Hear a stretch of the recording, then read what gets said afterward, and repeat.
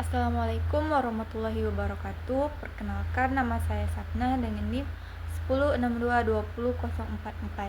Di sini saya ingin membuat video UAS mengenai mata kuliah Kapita Selekta Hukum Tata Negara. Kapita Selekta Hukum Tata Negara adalah studi yang fokus pada pembahasan mendalam tentang topik-topik tertentu dalam hukum tata negara.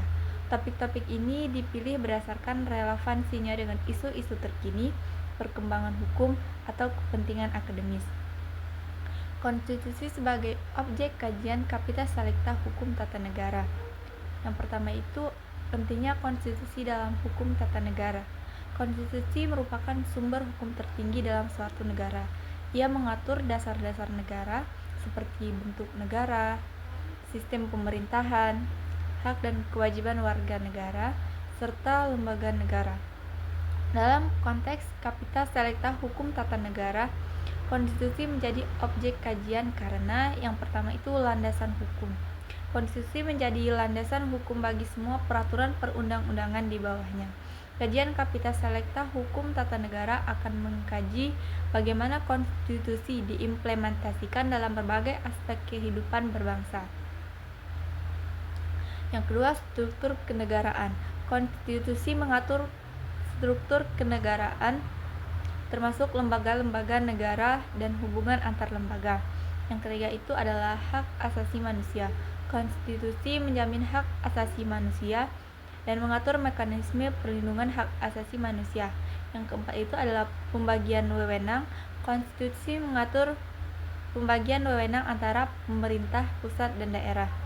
Kajian Kapita Selekta Hukum Tata Negara akan menganalisis bagaimana konstitusi mengatur sistem otonomi daerah dan hubungan antara pemerintah pusat dan pemerintah daerah. Baik, berikutnya saya akan memberikan contoh dari Kapita Selekta itu, yaitu eksistensi peraturan pemerintah pengganti undang-undang. Jimli Asidiki dalam bukunya Komentar atas Undang-Undang Dasar Negara Republik Indonesia tahun 1945 terkait dengan pasal 22 ayat 2 Undang-Undang Dasar Negara Republik Indonesia tahun 1945 yang memuat frasa persidangan berikut. Tidak menjelaskan pengertian dari frasa tersebut. Jimli Asidiki hanya menyatakan bahwa peraturan pemerintah pengganti undang-undang sudah mendapatkan persetujuan Dewan Perwakilan Rakyat pada masa persidangan berikutnya. Artinya, jika masa persidangan dewasa ini 3 bulanan, maka berarti usia peraturan pemerintah pengganti undang-undang paling lama hanya sekitar 4-6 bulan saja. Dan sesudah itu harus dicabut atau diterima menjadi undang-undang baru. Dalam penjelasan pasal 52 ayat 1 Undang-Undang Nomor 12 Tahun 2011 tentang pembentukan peraturan perundang-undangan disebutkan bahwa yang dimaksud dengan persidangan yang berikut adalah masa sidang pertama DPR setelah peraturan pemerintah pengganti undang-undang ditetapkan. Tidak ada penjelasan lanjutan dari ketentuan tersebut terkait bagaimana apabila kemudian peraturan pemerintah pengganti undang-undang tersebut ditetapkan pada saat masa sidang DPR. Apakah undang-undang tersebut ditetapkan pada saat sidang?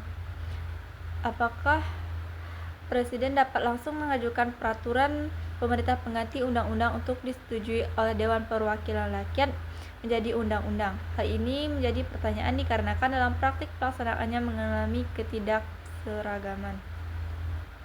Terkait dengan permaknaan persidangan yang berikutnya, apabila peraturan pemerintah pengganti undang-undang ditetapkan pada saat masa sidang Dewan Perwakilan Rakyat, maka persidangan berikutnya adalah persidangan setelah masa reses, bukan pada masa persidangan ketika peraturan pemerintah pengganti undang-undang tersebut ditetapkan.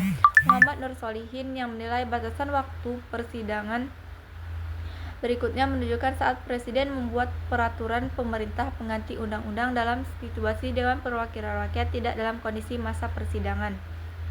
Artinya Presiden membuat peraturan pemerintah pengganti undang-undang saat Dewan Perwakilan Rakyat reses dan tidak memungkinkan ada sidang atau rapat.